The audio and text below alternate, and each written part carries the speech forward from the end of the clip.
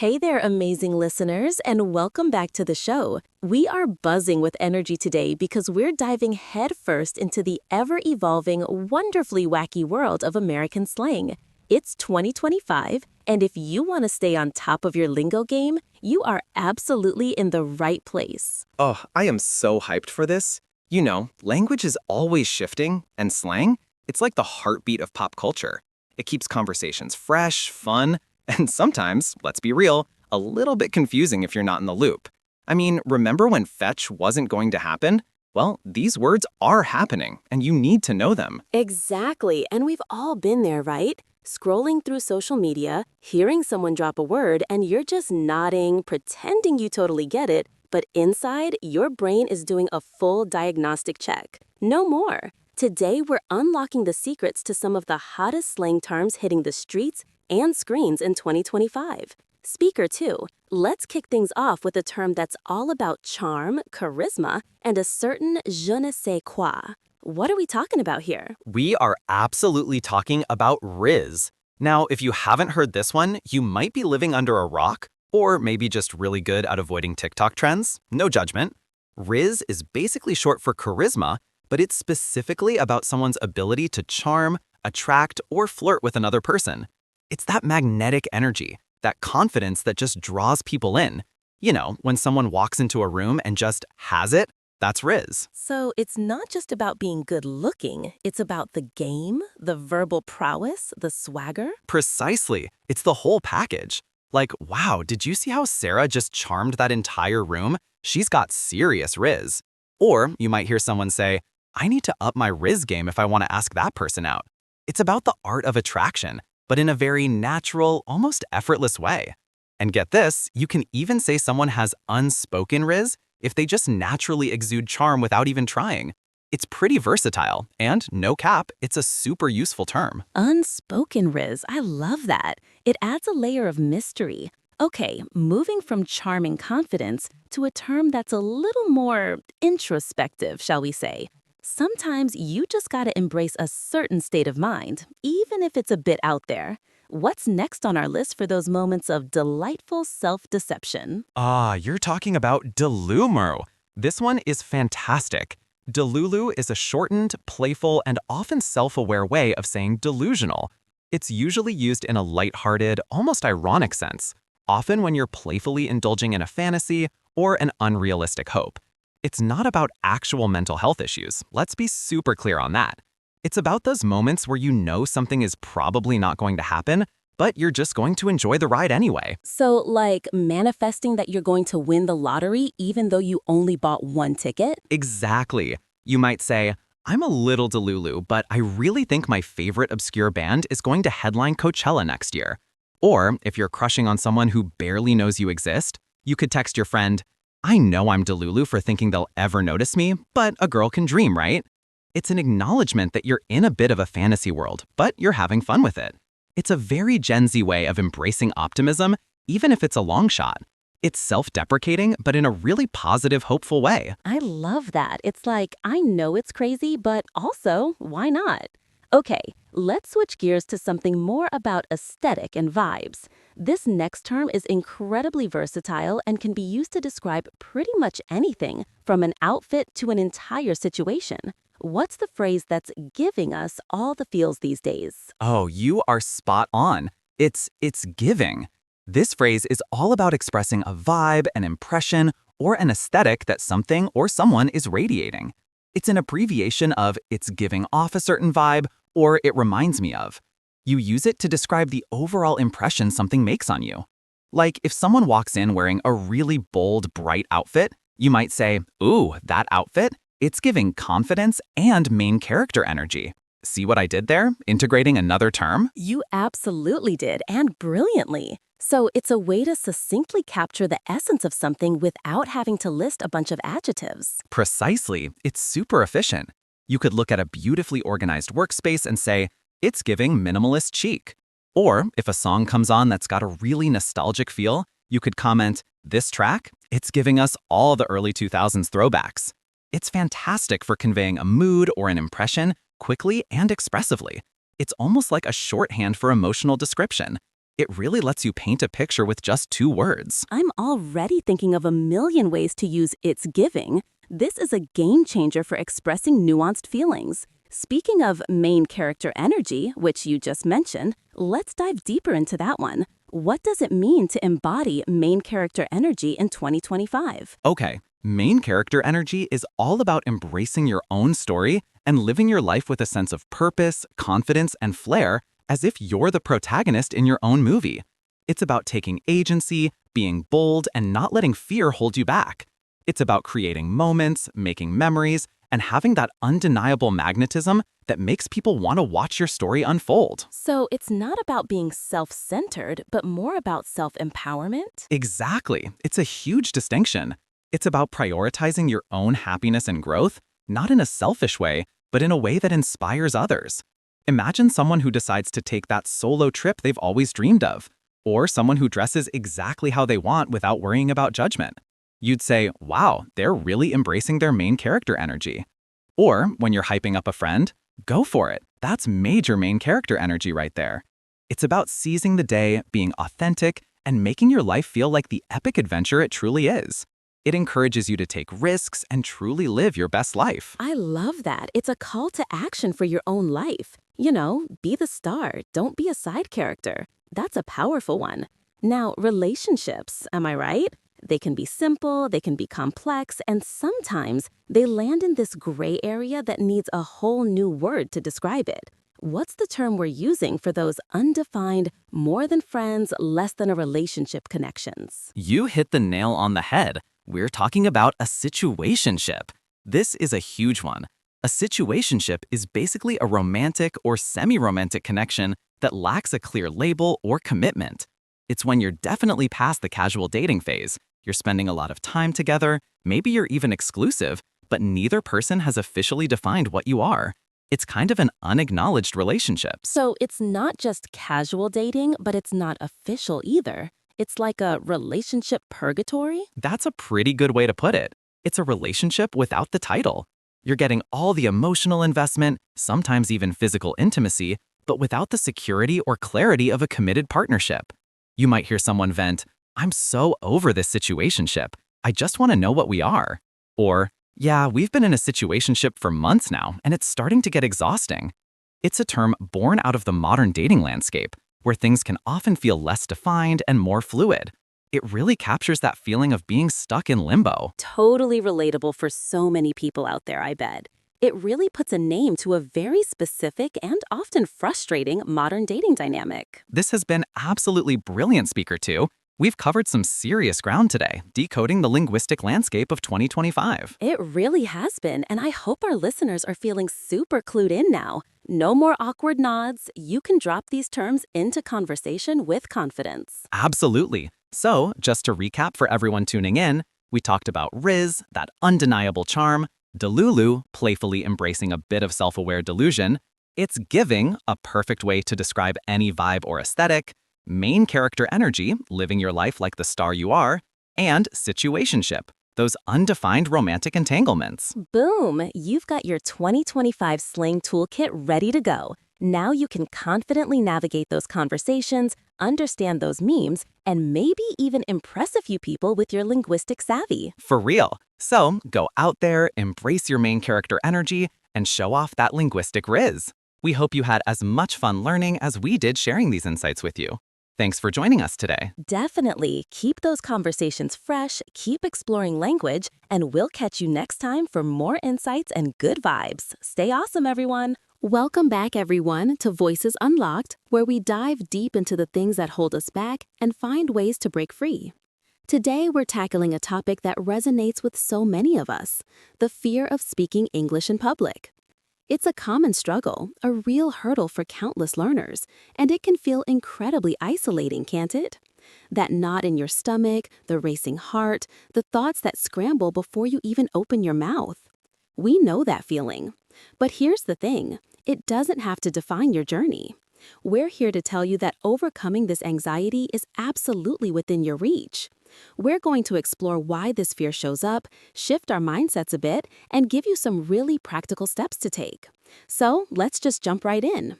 Speaker, what's your take on why this fear of speaking English publicly is so prevalent?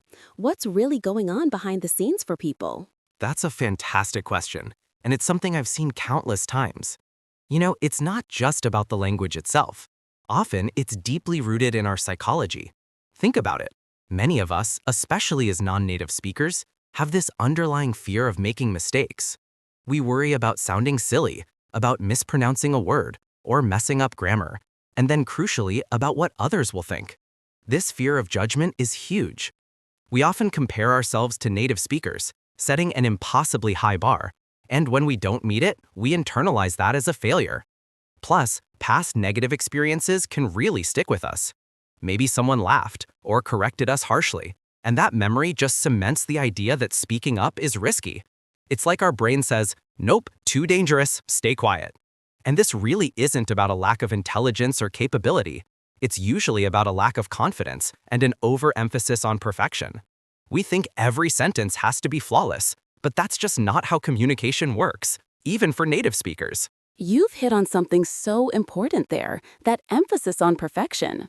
It's almost like we're performing in front of an audience rather than just having a conversation. So, if that's the root of it, what are some of the immediate mindset shifts people can start making? What can they tell themselves to reframe that internal narrative? Absolutely. The first and biggest shift is to realize that communication is about connection, not perfection. Your goal isn't to speak like a dictionary. It's to convey your message and connect with others. People generally appreciate the effort you're making to speak in their language. They're usually not dissecting your grammar. They're trying to understand what you're saying. So shift your focus from "Am I perfect?" to "Am I understood?" That's liberating. Secondly, embrace mistakes as learning opportunities. Every single mistake is a stepping stone, not a stumbling block. Think of a baby learning to walk. They fall countless times, but they don't give up because they're afraid of falling again. They just keep trying. It's the same with language. When you stumble, acknowledge it, learn from it, and move on. Don't let it paralyze you. And lastly, remind yourself that everyone, literally everyone, makes errors. Native speakers mispronounce words, stumble over sentences, and use fillers like and like. It's a natural part of human speech. You're not aiming for a flawless script. You're aiming for authentic expression. That really takes the pressure off. Those are powerful points. Communication, not perfection. That really resonates. Now, for those listening who are ready to take action, what are some really practical, actionable exercises they can start doing today? Things they can incorporate into their daily lives to gradually build that confidence. Okay, so let's get practical. My top advice is to start small and build up. Don't try to give a TED Talk tomorrow. First, try practicing in a safe environment. This means talking with a trusted friend, a language exchange partner, or even just yourself in front of a mirror. Describe your day, read aloud from a book, or narrate what you're doing as you cook. Another great exercise is to record yourself. Seriously, use your phone. Just talk for a minute or two about anything, your favorite movie, your plans for the weekend. Listen back, not to criticize, but to identify areas where you feel stuck or where you could improve. You'll often find you sound much better than you imagine. Next, actively seek out opportunities for low-stakes conversations. Order your coffee in English, ask for directions, chat with a friendly cashier. These small interactions add up. Consider joining an English conversation group or a Toastmasters club. They provide a structured, supportive environment where everyone is there for the same reason, to practice and improve. And finally, use positive affirmations. Before you speak, tell yourself, "I am capable. My voice matters." It sounds simple, but positive self-talk can genuinely shift your internal state and boost your confidence. Those are fantastic practical steps. I especially love the idea of recording yourself. It really helps demystify how you sound. You mentioned earlier about past negative experiences, but do you have any real-life examples or stories of people who've successfully navigated this fear? Maybe starting from a very anxious place and gradually finding their voice? Oh, absolutely. I've seen it countless times. I remember a student, let's call her Maria, who was incredibly bright but absolutely terrified of speaking. In class, she'd communicate mostly through notes or very short answers. Her dream was to study abroad, but the thought of interviews or presentations just paralyzed her. We started very slowly. First, she'd just read short paragraphs aloud to me. Then we moved to one-on-one conversations about topics she was passionate about, like her hobbies. We even tried the recording exercise, and she was so surprised by how clear she sounded. Gradually, she joined a small book club, an English-speaking one, where the focus was on discussing the story, not perfect grammar. The turning point for her was when she realized no one there cared about her accent. They cared about her insights into the book. That allowed her to relax. Fast forward a year, and she confidently aced her university interview. She even gave a presentation in her new program. Her secret? She stopped waiting to be perfect and started participating. She understood that every single attempt, no matter how small or imperfect, was a victory. It's about building momentum, one brave word at a time, one small conversation at a time.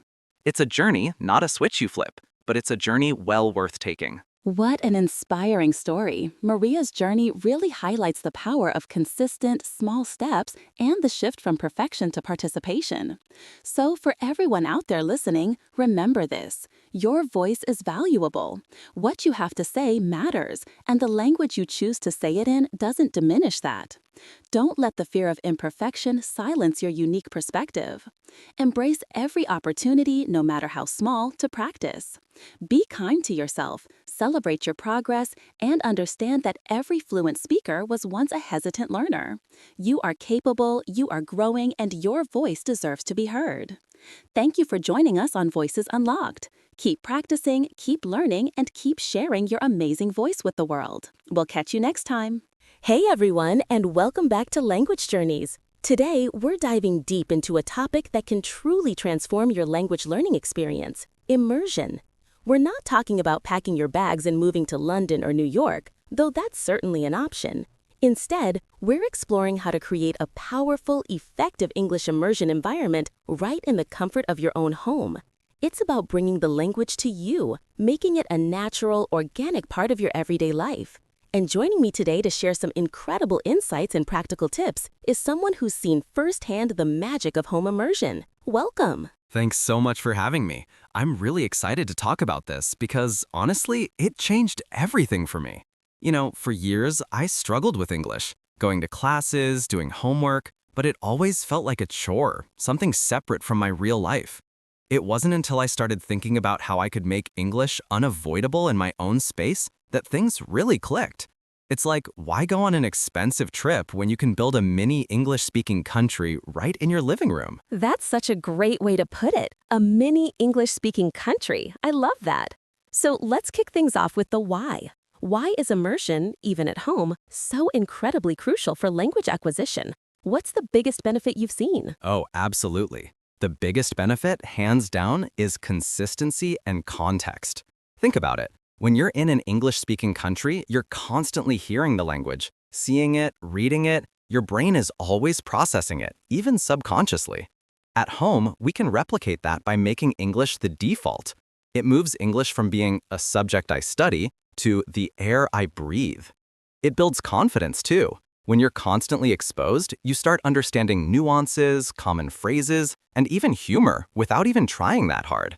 It just seeps in. And the fear of making mistakes, it starts to fade because you're just using the language, not performing it. I can totally relate to that. The fear factor is huge. So, for someone who's ready to take the plunge and start immersing themselves at home, where do they even begin? What's one of the simplest, most impactful steps they can take right away? Okay, this is one of my favorites, and it's surprisingly effective because it leverages something you already use constantly. Change the language on all your devices to English. Your phone, your computer, your tablet, your smart TV, even your social media accounts. Just do it. I remember the first time I switched my phone, it felt a little jarring for a day or two, like, wait, where's the settings menu now? But very quickly, you learn. You're forced to interact with common terms like settings, notifications, inbox, send, edit. It becomes muscle memory. You're learning practical, everyday vocabulary without even opening a textbook. It's passive learning at its best, and it integrates English into your daily digital life seamlessly. It's a low-effort, high-impact change. That's brilliant. It's true, we spend so much time on our devices. That's immediate exposure right there. All right, so we've got our digital world covered. What about our physical environment? Our homes are full of objects. How can we turn them into English learning tools? This is where it gets really fun and visual. Start labeling objects around your house. Grab some sticky notes or small labels and literally stick them on everything. Door, window, chair, table, refrigerator, coffee maker. You can even do more complex ones like bookcase or curtains. The beauty of this is twofold. First, you're constantly seeing the English word associated directly with the object, creating a strong visual link. Second, it prompts you to use those words. When you walk into the kitchen, you see microwave. You might even silently say microwave to yourself. It brings the vocabulary to life. I did this in my own kitchen, and suddenly, I was able to effortlessly recall words for utensils and appliances that I used every day but rarely thought about in English.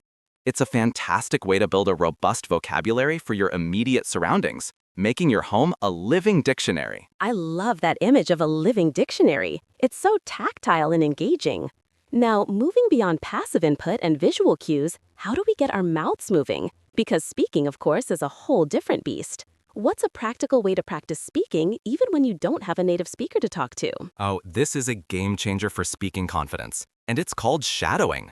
Basically, you listen to a native speaker, could be from a podcast, a YouTube video, a movie, or even a speech, and you try to repeat what they say at the exact same time. It's not about understanding every single word initially, though that comes later. It's about mimicking their pronunciation, their intonation, their rhythm, their speed.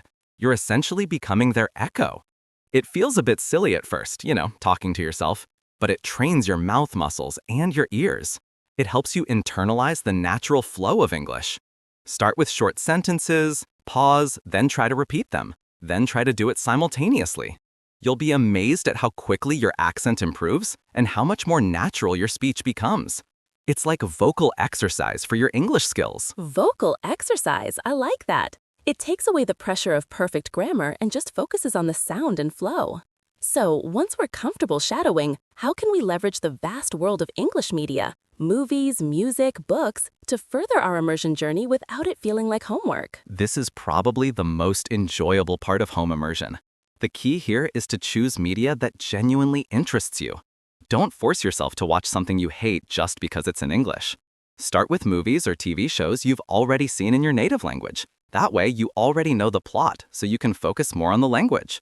Begin with English subtitles, then challenge yourself to switch to English subtitles only, and eventually, if you're feeling brave, no subtitles at all. For music, listen to the lyrics, look them up, sing along. For podcasts, find topics you're passionate about: history, true crime, comedy, whatever. For books, start with simpler young adult novels or even graphic novels, then work your way up. The idea is to consume English media for pleasure. When you enjoy it, you're more likely to stick with it, and the learning happens organically. It's not studying, it's living in English. Living in English, that's the ultimate goal, isn't it? These tips are fantastic, but for someone trying to implement all of this, it might feel a little overwhelming. How do you make this sustainable? How do you keep the motivation going and avoid burnout? That's a really important point, because consistency beats intensity every time. My advice is to start small. Don't try to implement every single tip at once. Maybe this week you just change your phone language. Next week you label 5 objects. The week after, you try shadowing for just 5 minutes a day. Build habits gradually. Celebrate those small wins. Don't aim for perfection, aim for progress. You'll have days where you feel great and days where you feel like you're not making any headway. That's totally normal. Just keep showing up. And importantly, make it fun. If it feels like a chore, you won't stick with it. Find aspects of English you genuinely enjoy. Maybe it's British humor or American movies or a specific musician. Lean into those passions.